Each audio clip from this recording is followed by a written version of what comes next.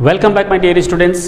हमारी इस YouTube channel DSA for English में आपका स्वागत है। चलिए आज के सेशन को स्टार्ट करते हैं और आज के क्लास में हम आप लोगों को बताएंगे हेल्पिंग वर्ब और मेन वर्ब में अंतर क्या है, कैसे हम समझेंगे। ठीक है, फटाफट बने रहिएगा। चलिए मैं लिख रहा हूँ बोर्ड पर हेल्पिंग वर्ब और मैं इधर लिख रहा हूँ मेन वर्ब। मैंने एक जगह पर लिखा है क्या, हेल्पिंग वर्ब मेन वर्ब। जरा ध्यान दीजिएगा, हेल्पिंग वर्ब मेन वर्ब ऐसा क्यों लिखा मैंने इसलिए ऐसा लिखा कि हेल्पिंग वर्ब और मेन वर्ब में गहरी दोस्ती है, प्रेम है, मोहब्बत है, क्योंकि हेल्पिंग वर्ब के आधार पर ही मेन वर्ब का इस्तेमाल होता है। इस बात को जरा ध्यान रखिएगा। हेल्पिंग वर्ब हमें क्या बतलाता है और मेन वर्ब हमें क्या बतलाता है, इस बात को जरा समझिएगा। ठीक है, तो मैं आपको समझाना चाहता हूं यहां पर कि हेल्पिंग वर्ब हमेशा सिर्फ और सिर्फ सहायता का काम करता है। सहायता करता है। क्या करता है भाई? सहायता करता है। किसकी सहायता करता है? मेन वर्ब का, मुख्य काम का। मुख्य काम का सहायता करता है, यानी हेल्पिंग वर्ब का मुख्य काम क्या है? सहायता करता है। आइए जरा सा देखते हैं हेल्पिंग वर्ब और मेन वर्ब में मेन डिफरेंस क्या है। हेल्पिंग वर्ब का मतलब है सहायता करना और मेन वर्ब का मतलब है मुख्य काम, यानी कि जो काम हम करते हैं। अब बात यह आती है कि जब हम काम करते हैं सीधे बोलते हैं कि पढ़ना या पढ़ता, मैं पढ़ता।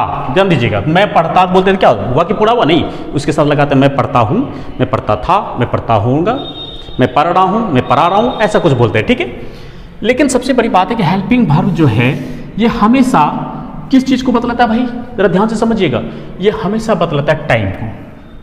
हेल्पिंग वर्ब हमेशा किसको बतलाता है? टाइम को। ये दिमाग में सेट कर लो भाई, सेट कर लो दिमाग में कि हेल्पिंग वर्ब हमेशा टाइम को बतलाता है।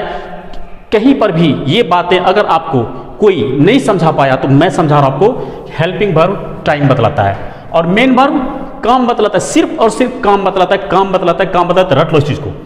तो हेल्पिंग वर्ब टाइम को बतलाता है। टाइम के आधार पर हेल्पिंग वर्ब का इस्तेमाल करेंगे। जरा सा देखते हैं कैटेगरी वाइज कैसे कैसे इस्तेमाल करते हैं। कि सबसे पहली जो कैटेगरी मैं आपको बता रहा हूं, सबसे पहली जो मेरी कैटेगरी होती है टू डू। वो कौन सा भाई आता है? To do. अगर आप कॉपी लेकर नहीं बैठे तो फटाफट कॉपी निकाल कर नोट भी करते चले जाइए। याद रखिएगा, हमेशा जब भी मेरा वीडियो आए फटाफट आप कॉपी लेकर के बैठिए, क्योंकि बहुत सारी चीजें काम की मैं बतलाता हूं। टू डू के अंतर्गत जो वर्ब आते हैं हेल्पिंग वर्ब, वो हमारा है डू। क्या बोला मैंने? Do, does. ठीक है, उसके बाद मैं लिखने वाला हूं डिड। ठीक है, डू, डज, डिड। ये हमारा प्रेजेंट टाइम को शो करेगा। किसको शो करेगा? प्रेजेंट टाइम को। और ये हमारा शो करेगा पास्ट टाइम। अब सवाल ये आती है कि हम इसका यूज कहां करेंगे, इसके साथ कैसा मेन वर्ब आएगा? नहीं, चलिए टेंशन नहीं लेना, तो मैं यहां पर आपको बता दे रहा हूं कि टू डू के साथ में हमेशा V1 का इस्तेमाल करना है। टू डू के साथ हमेशा V1 का इस्तेमाल करना है। किसका इस्तेमाल करना है? V1 का। लेकिन याद रखना है कि V1 से पहले एक कमाल का चीज छुपा हुआ रहता है, वो टाइम के आधार पर चेंज होगा। इसी जगह पर V5 का भी इस्तेमाल होता है, इसी जगह पर कमाल का चीज छुपा हुआ है। वो कैसे छुपा रहेगा मैं आगे जस्ट बताने वाला हूं, फटाफट अब जाइएगा नहीं।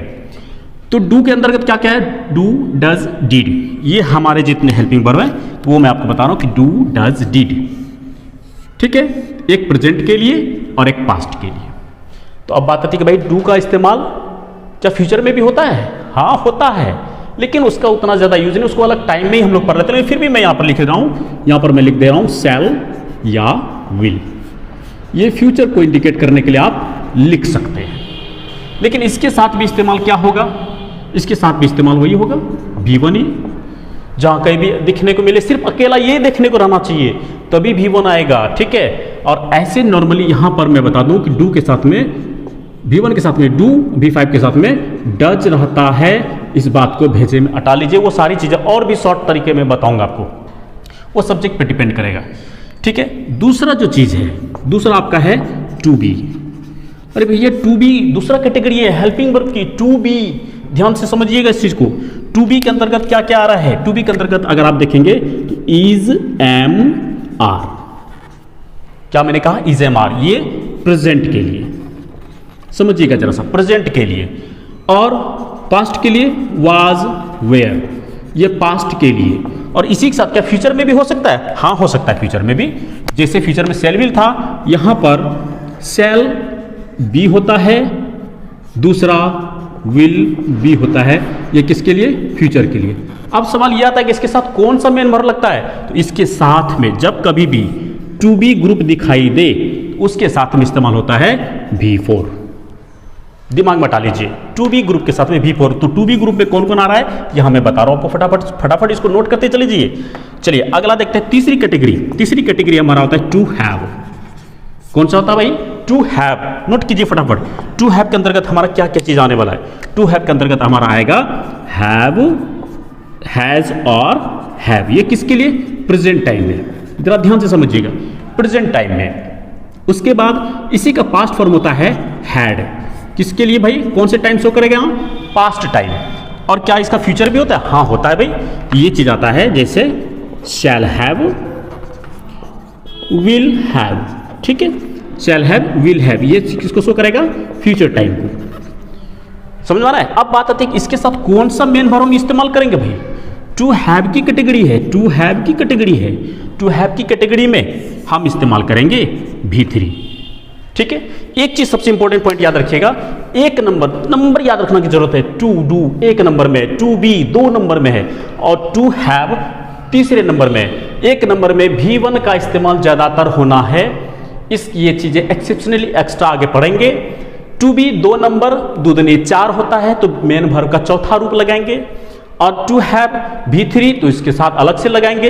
अब सवाल ये आता है, थोड़ा सा मेन वर्ब की कैटेगरी में भी देखेंगे। आप लोगों ने पढ़ा भी होगा कि मेन वर्ब की कैटेगरी किस तरह की होती है। जरा ध्यान दीजिएगा, यहाँ पर शॉर्टली मैं समझाने का प्रयास कर रहा हूँ कि V2 जहाँ ज़्यादा कन्फ्यूजन होता है, V2 ये हमेशा पास्ट इंडेफिनिट में ही इस्तेमाल होता है। कहाँ पर भाई? पास्ट इंडेफिनिट में। ध्यान से समझिएगा। और इसके पहले छुपा रहता है। यदि सिंपल तरीके से यूज होगा, इसके पहले छुपा रहता है डिड। अगर ये डिड बाहर आया, जहां भी इस्तेमाल होगा, डिड अगर बाहर आ गया, ठीक है, तो उसके साथ में V1 आप जोड़ देना। मेन वर्ब का फर्स्ट फॉर्म यही V1 बन जाएगा। क्या? V1। उसके बाद जहां कहीं भी V3 आएगा, उसके पहले टू हैव की ही कैटेगरी लगती है। 100% ये दिमाग में सेट कर लो, टू हैव के साथ ही लगता है। खास टेंस की मैं बात बता रहा हूँ, ये मैं टेंस की बात बता रहा हूँ, वॉइस नहीं बता रहा हूँ अभी मैं। ध्यान से समझिएगा, वॉइस में अगले किसी वीडियो में बताऊंगा, लेकिन यहाँ मैं टेंस की बात बता रहा हूँ, जनरली बात बता रहा हूँ। उसके बाद आता है V4 को यूज कहाँ करेंगे? तो हमेशा ध्यान रखना है टू बी वाले फॉर्मेट में करेंगे। टू बी वाले फॉर्मेट में करेंगे। ठीक है, और तीसरा हमारा बच गया V5। तो कहाँ यूज करेंगे? तो जहां भी यूज होगा V5 तो इसके साथ में डज छुपा रहता है। इस बात को ध्यान में अटाई लो। यदि डज बाहर आ गया तो इसके साथ भी क्या लग जाएगा? V1। अब बच गया हमारा क्या? यहां पर एक लास्टली सिंपल सा होता है V1, तो V1 के साथ में ही छुपा रहता है डू। और ये कब बाहर आता है वो सारी चीजें हम बताएंगे। ये सारी देख रहे हैं, do, did, to have, to be, does, ये सब क्या है? हेल्पिंग वर्ब है। और इस हेल्पिंग वर्ब को कैसे यूज करेंगे हमारे साथ बने रहिए। अगर ये चीज समझ में आ रहा है तो सबसे पहले स्क्रीनशॉट ले लीजिए। ठीक है, तो सबसे पहले क्या करना है, इसको समझने की जरूरत है कि हमारा 3 कैटेगरी के helping verb, to do, to be, to have, इसके साथ में किस तरीके के मेन वर्ब का इस्तेमाल करेंगे वो चीज समझ रहे हैं। तो आइए आगे देखते हैं कि मेन वर्ब को समझते हुए हम बिना स्ट्रक्चर का आपको टेंस बताने वाले हैं। ठीक है, तो फटाफट वीडियो को लाइक कर दीजिए और अगर आप नए हैं तो चैनल को सब्सक्राइब कर लीजिए। और यदि ज़्यादा पसंद आ रहा हो तो अपने दोस्तों को भी शेयर कर दीजिए ताकि वो भी सीखने के लिए हमारे साथ जुड़ जाए। टेक केयर, तब तक के लिए।